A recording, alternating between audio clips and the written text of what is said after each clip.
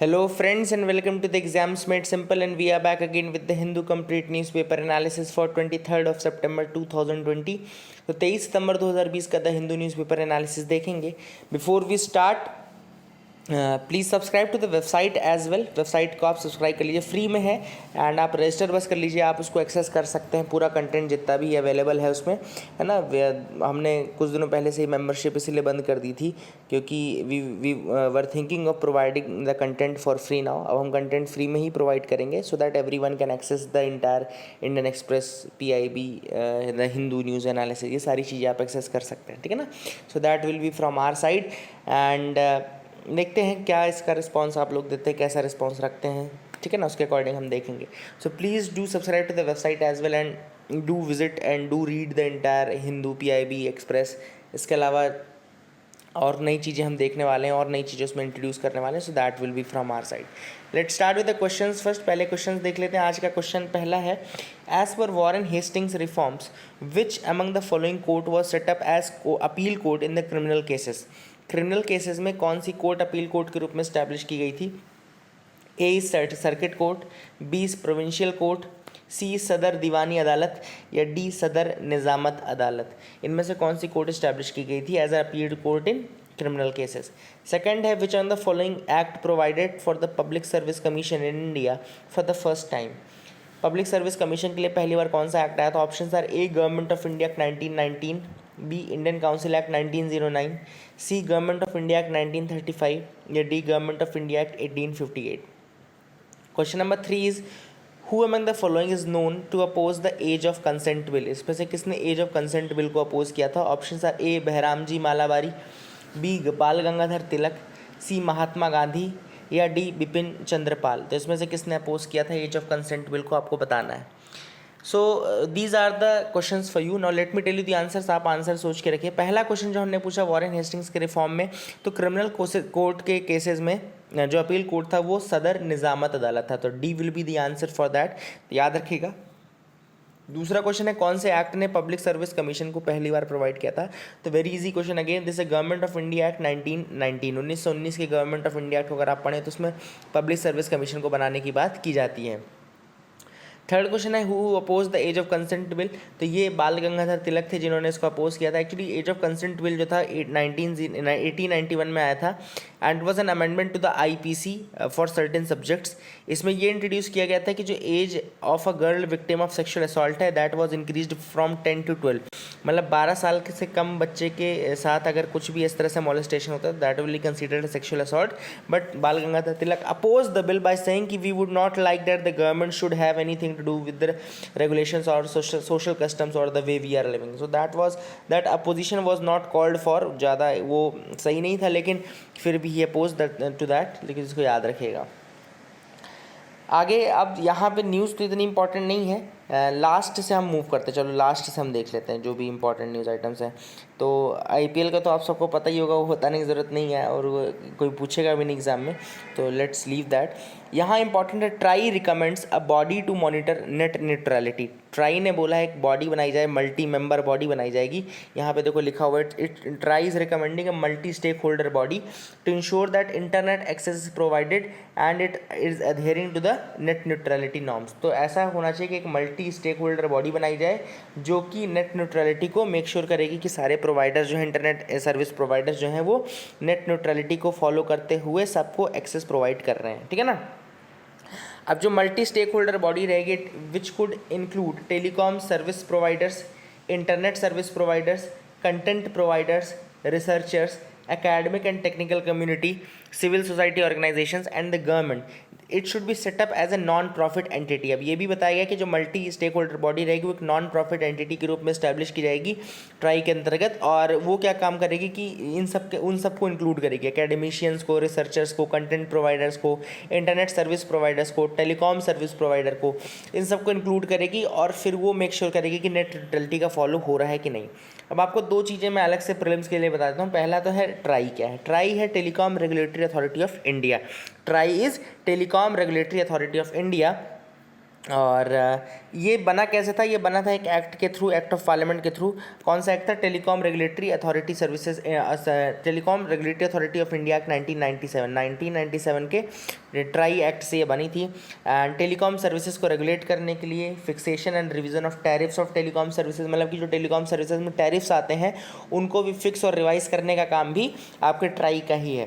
Then it provides a fair and transparent policy environment which promotes level playing field and facilitates fair competition. तो ये fair competition को भी make sure करता है and ऐसा policy environment बनाता है ताकि सारे जो टेलीकॉम प्रोवाइडर्स उनको एक लेवल प्लेइंग फील्ड मिल सके। अब अगर ट्राई ने कोई जजमेंट दिया, ट्राई ने कुछ बोला, तो अगर आपको उसको अपील करनी है तो आप उसको टीडी सेट में कर सकते हैं। There is a telecom dispute settlement appellate tribunal also, telecommunication dispute settlement and appellate tribunal, जो कि इसके अपील वाले केसेस को देखता है, ठीक है ना। TDSAT was setup to adjudicate any dispute between a licensor and a licensee, between two or more service providers, between a service provider and a group of consumers, and they also hear a disposal of appeals against any direction decision of the try. तो ये सारी चीज़ों को try maintain करता है, देखता है, और ट्राई टीडी सेट फिर उसकी अपील्स को सुनता है, ठीक है ना। ये रेगुलेटरी बॉडी है, एक स्टैट्यूटरी बॉडी है। क्यों? क्योंकि एक एक्ट के थ्रू बनी थी, तो समझ में आ गया। नेट न्यूट्रलिटी क्या होता है? नेट न्यूट्रलिटी एक प्रिंसिपल है बेसिकली, जो कि गाइड करता है इंटरनेट सर्विस को वर्ल्ड वाइड। क्या है ये नेट न्यूट्रलिटी? एक ऐसा प्रिंसिपल है दैट इंटरनेट सर्विस प्रोवाइडर, जो इंटरनेट सर्विस प्रोवाइडर है, they should enable access to all the content and application without favouring और ब्लॉकिंग अ पर्टिकुलर वेबसाइट। अब क्या होता है, कई बार क्या होता है कि कुछ इंटरनेट सर्विस प्रोवाइडर बोलते हैं कि आप जियो का नेट ले लीजिए तो आपको फेसबुक और व्हाट्सएप फ्री हो जाएगा। अब फेसबुक और व्हाट्सएप को फ्री करने का मतलब क्या है कि वो प्रेफरेंस दे रहा है दो वेबसाइट को, बाकी कंटेंट से ज़्यादा फेवर वो फेसबुक और व्हाट्सएप को दे रहा है। तो आप इस तरीके के फेवर नहीं कर सकते हैं। This is against the principle of net neutrality. आपको हर वेबसाइट को, हर जो भी अवेलेबल है वेब में, उसको इक्वल प्रेफरेंस देनी चाहिए। एंड ये नहीं करना चाहिए कि किसी एक को फेवर करें, किसी एक को अपोज करें। तो this is the thing which was there in net neutrality, याद रखेगा। SEBI mulls stress test swing pricing for micro finances. Okay, तो यहाँ पे सेबी के बारे में आपको बताता हूँ थोड़ा सा। सेबी क्या है? It's a statutory body. Statutory body है, बनी थी कैसे? ये स्टैब्लिश हुई थी 12 अप्रैल 1992 को in accordance with the provisions of SEBI act 1992। तो सेबी एक्ट 1992 के थ्रू ये बनी थी, सेबी एक्ट 1992 के थ्रू ये बनी थी। And it's a statutory body, act के थ्रू बनी थी, ऑब्वियस सी बात है। बेसिक फंक्शन क्या है Securities and Exchange Board of India का? It is to protect the interest of investors. जो इन्वेस्टर्स हैं उनके इंटरेस्ट को प्रोटेक्ट करना है। इन्वेस्टर्स काहे के? सिक्योरिटीज़ में जो इन्वेस्ट करते हैं, जो कि सिक्योरिटीज़ मार्केट में करते हैं, तो उनके इंटरेस्ट को प्रोटेक्ट करना, प्लस उनको रेगुलेट करना एंड प्रमोट करना, ठीक है ना। बैकग्राउंड देखा जाए तो सेबी से पहले एक कंट्रोलर ऑफ कैपिटल इशूज़ था। There was a controller of capital issues before the SEBI, and वो 1947 के आसपास जो टाइम था ना, उसमें काम करता था। तो उसमें कैपिटल इशूज़ कंट्रोल एक्ट 1947 का था, उसके through capital controller of capital issues काम करता था। 1988 में सेबी कॉन्स्टिट्यूट किया गया रेगुलेटर के रूप में, 1988 में ही कर दिया गया, लेकिन स्टैट्यूटरी नहीं था पहले स्टैट्यूटरी नहीं था। फिर उसको स्टैट्यूटरी बनाया गया 1992 के एक्ट के थ्रू। सेबी एक्ट 1992 से इसका स्टैट्यूटरी बनाया गया। हेडक्वार्टर इसका सेबी का मुंबई में है, and regional office Ahmedabad, Kolkata, Chennai और दिल्ली में भी है। These are the important facts regarding SEBI. तो ये मैंने आपको बता दिया। आगे मूव करते हैं, देखते हैं और क्या इंपॉर्टेंट न्यूज़ आइटम्स हैं।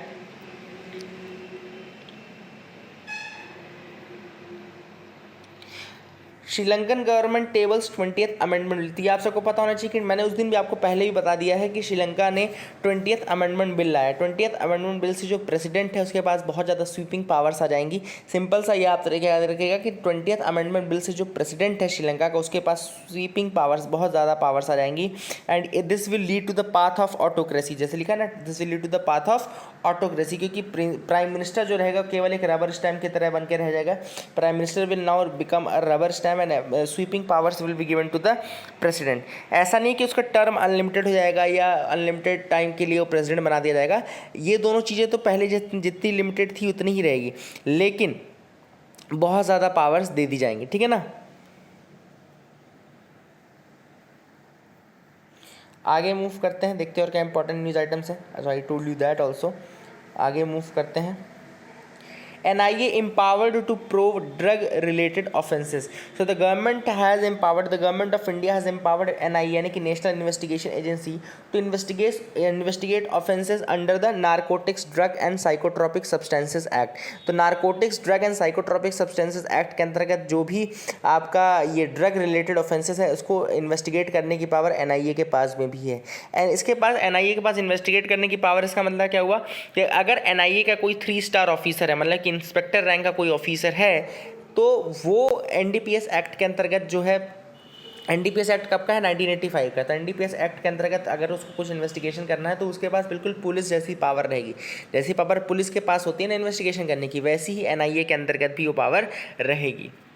NIA के बारे में आपको कुछ चीज़ें बताता हूँ। NIA क्या है? It's a central counter terrorism law enforcement agency. Central counter terrorism law enforcement agency है, और it is empowered to deal with the terror related crime cases. Terror related cases को ये हैंडल कर सकती है।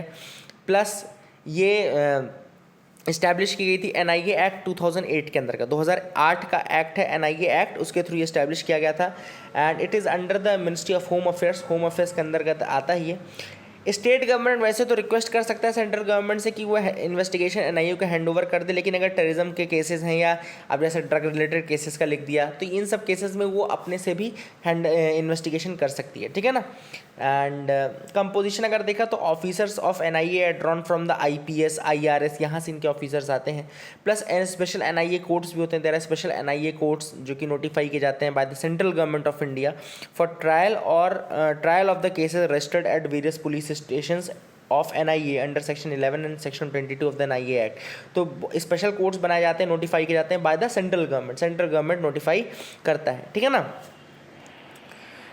अभी NIA के ऑफिसर्स को बहुत ज़्यादा पावर दे दी गई थी UAPA के एक्ट के अंतर्गत। UAPA में जो अमेंडमेंट आया था ना, अनलॉफुल एक्टिविटीज़ प्रिवेंशन एक्ट, तो उसके अंतर्गत भी NIA के ऑफिसर्स को बहुत ज़्यादा पावर दे दी गई थी, जैसे किसी इंडिविजुअल को टेररिस्ट घोषित करना है, ये वाली पावर, और ये सारी चीज़ें भी NIA के अंतर्गत ही NIA को मिल गई है, ठीक है ना। तो उसको याद रखिएगा। आगे मूव करते हैं, देखते हैं और क्या important news. Vaccine must have efficacy of at least 50%। तो यहाँ पे बेसिकली एक चीज़ सिंपल सा फंडा ये है कि अगर आपको इंश्योर करना है कि कोविड वैक्सीन डिप्लॉय की जाए, वाइडली डिप्लॉय की जाए, तो जो प्राइमरी एफिकेसी होना चाहिए, primary efficacy and point estimate for a placebo controlled efficacy trial should be at least 50%। तो जो एफिकेसी होना चाहिए वो कम से कम 50% से ज़्यादा होना चाहिए, 50% से ज़्यादा होना चाहिए, तभी आप उसको यूज़ कर सकते हैं। अब वैक्सीन्स कौन कौन सी आ रही हैं, तो सबसे पहले स्पुतनिक 5 आपको याद रखना है। स्पुतनिक 5 जो है वो आपका रशियन वैक्सीन है। देन इसके अलावा कोवैक्सीन है, कोवैक्सीन जो इंडिया की खुद की है ना, जिसको भारत बायोटेक हैदराबाद बेस्ड जो वो बना रहा है। फिर एक है चैड OX1 एस्ट्राजेनेका, ये ऑक्सफोर्ड वाली जो वैक्सीन जिसमें सीरम इंस्टीट्यूट ऑफ इंडिया है, तो सीरम इंस्टीट्यूट ऑफ इंडिया जो पुणे में है वो, प्लस एस्ट्राजेनेका ये जो है इन्होंने चैड OX1 के लिए किया है, और रेड्डी इंस्टीट्यूट और जो रशिया का RIDF है उसने मिलकर के स्पुतनिक 5 के लिए किया है। तो ये आपको याद रखना है। These are the things which you should remember. Lok Sabha clears 3 labour bills. तो 3 लेबर बिल्स थे, मैंने पहले भी आपको लेबर बिल्स के बारे में बताया है, जिनमें चेंजेस किए गए हैं काफ़ी ज़्यादा, उनको लोकसभा ने फिर पास कर दिया है। अब इसमें होगा क्या कि जो 300 लोगों से कम की कंपनीज रहेंगी वहाँ हायर एंड फायर हो सकता है बिना किसी अप्रूवल के। मतलब पहले ये चीज़ 100 से कम की वाली कंपनी के लिए था कि 100 से कम जहाँ पे है वहाँ पे हायर फायर हो सकता है, लेकिन अब 300 बढ़ा दिया गया, उसको 100 से बढ़ा करके 300 कर दिया गया है। अब 300 से कम मेंबर्स वाली जितनी भी कंपनीज हैं वहाँ हायरिंग एंड फायरिंग हो सकती है बिना किसी गवर्नमेंट अप्रूवल के। फिर है industrial relations 2020 code, the occupational safety health and working condition code 2020 and the code of social security 2020। ये 3 चीज़ें जो है पास की गई है। Industrial relation code 2020, occupational safety health and working condition code 2020 and code of social security 2020, ये पास किया गया है इन द लोकसभा, ठीक है ना। इसको याद रखिएगा।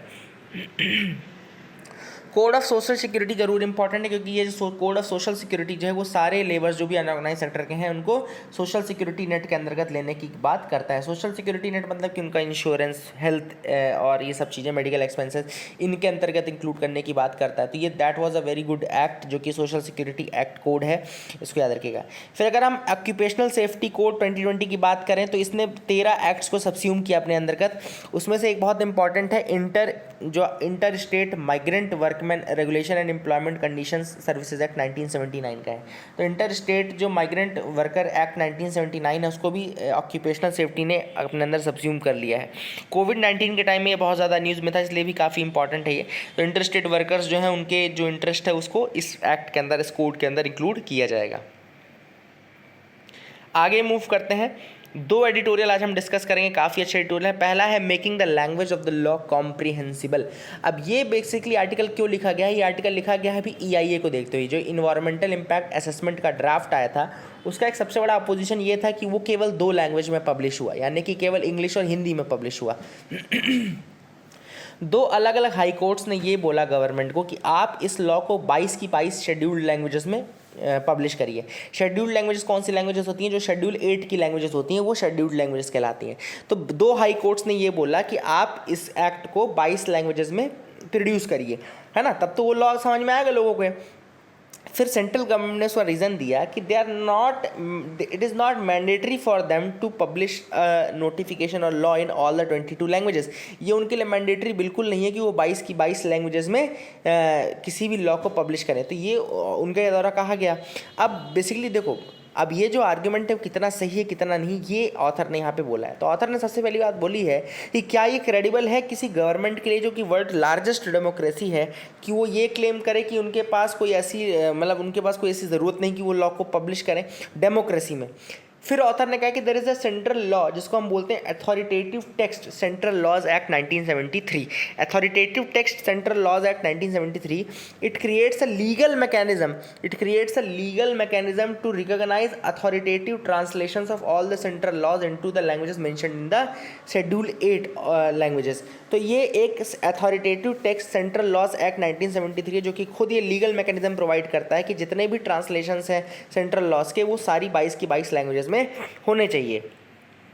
This law extend to rules and delegated legislations issued under the central laws. तो ये जो authoritative law languages authoritative translations act है 1973 का, वो बेसिकली लॉज के लिए भी होता है, नोटिस के लिए भी होता है और रूल्स के लिए भी होता है, सबके लिए एप्लीकेबल है, ठीक है ना।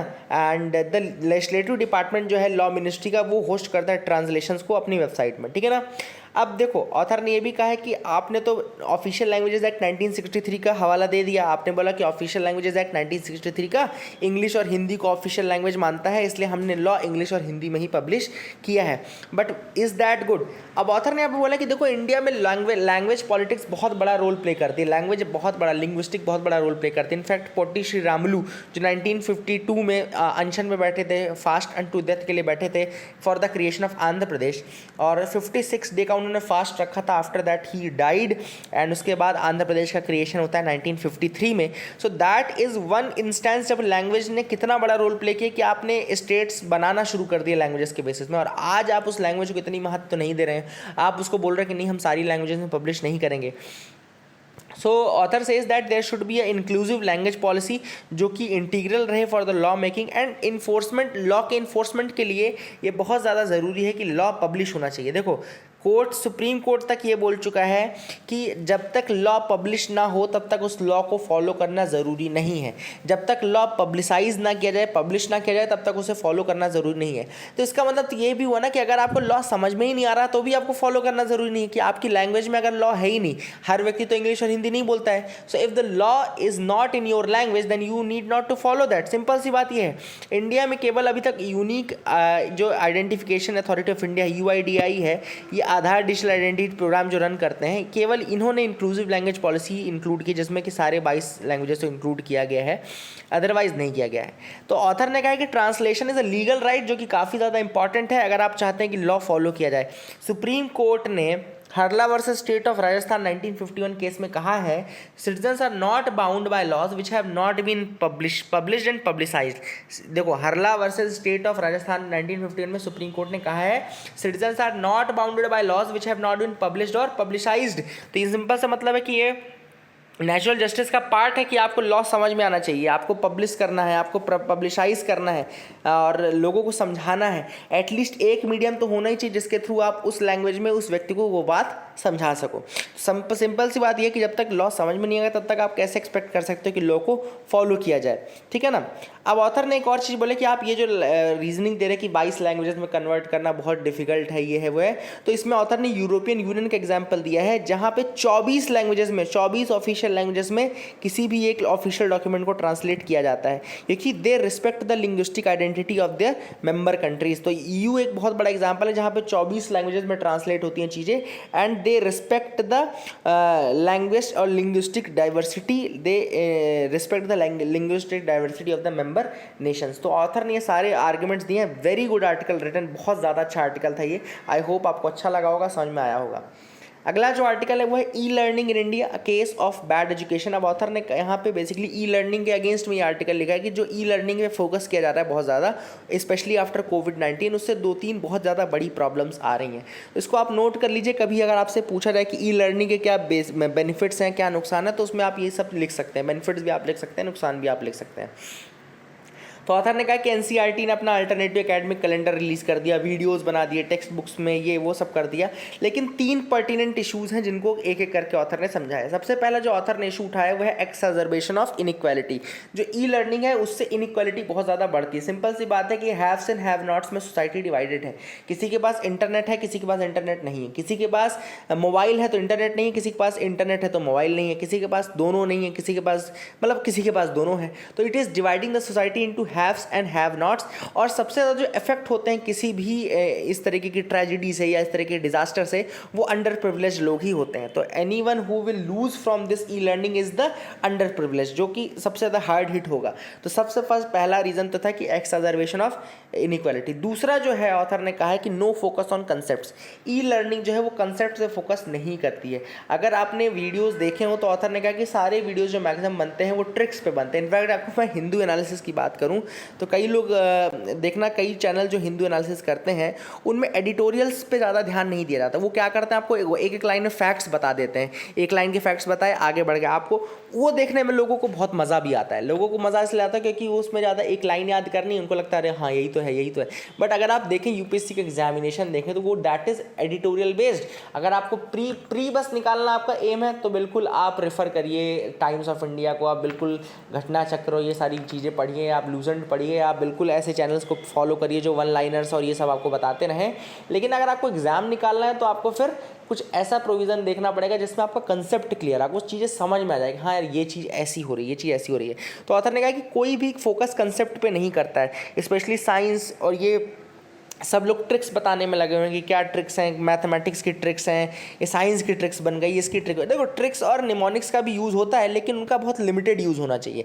They should not replace the concept, they should not replace the concept. मैंने पहले भी कहा है कि देखो मैंने कई बार आपको सब चीज़ें पढ़ाई हैं और मैंने ट्रिक्स भी बताई हैं, बट मैंने कभी भी ट्रिक्स का सहारा लेकर के आपको ये नहीं बोला कि ट्रिक्स ही इंपॉर्टेंट है, कंसेप्ट छोड़ दो। मैंने हमेशा आपको बताया कि कंसेप्ट इंपॉर्टेंट है, हाँ इसके बाद अगर आपको याद रखना है तो ट्रिक्स निमोनिक्स आप बनाओ उसका, लेकिन आप कंसेप्ट ज़रूर समझ के रखो, ठीक है ना। That is the thing. Author ने इसके अलावा कुछ नाम भी लिए, जैसे खान एकेडमी का नाम लिया है, नॉन प्रॉफिट मिशन है, तो उन्होंने इन सब का नाम लिया है कि they are basically doing all these things. इसके अलावा ऑथर ने कहा कि जो सेकेंडरी लेवल के स्टूडेंट्स हैं, जो कि थोड़ा बड़े स्टूडेंट्स हैं, उनके लिए तो चल जाता है, चलो उनको कॉन्सेप्ट्स पता भी है, प्लस वो अपना समझते भी कि ज़्यादा समझना है, क्या करना है। लेकिन जो छोटे प्रिमिटिवली जिन्होंने स्टार्ट ही किया है सीखना, तो उनके लिए तो ये लगेगा कि यार ये तो ज़्यादा अच्छा मेथड है ना। तो basically that is the issue. तीसरा जो इशू ऑथर ने बोला है कि जो थ्रस्ट है आईटी पे वो बहुत ज़्यादा चला गया है। आईसीटी जो है वो कभी भी क्लासरूम्स को रिप्लेस नहीं कर सकती हैं, प्लस क्लासरूम में जो बोर्ड और इनके सामने जो बच्चों के कंसेप्ट बनते हैं वो कभी भी ऑनलाइन फॉर्म में इस तरह से पीपीटी रिप्रेजेंटेशन में नहीं बन सकते हैं। तो स्पेशल जो इतना ज़्यादा इंपीटस दिया जा रहा है स्कूल एजुकेशन को चेंज करने का, दैट इज़ रॉन्ग। यही सारी चीज़ें ऑथर ने यहाँ पे हाईलाइट की हैं। I hope you got clarity regarding these 2 editorials. ये 2 एडिटोरियल्स थे जो आज हमको डिस्कस करने थे। काफ़ी अच्छा कंटेंट था इन एडिटोरियल्स का, and that is it. And friends, अगर आपको वीडियो पसंद आ रहा है तो please do like the video as well from your side. And अगर आपको कोई भी सजेशन आपकी तरफ से है तो आप वो ज़रूर दीजिए हम लोगों को। We will be more than happy to include the suggestions which you people we provide us. तब तक के लिए thank you, have a nice day. इसके अलावा वेबसाइट जो मैंने बताया आप ज़रूर विजिट करिएगा। Thank you and have a nice day friends.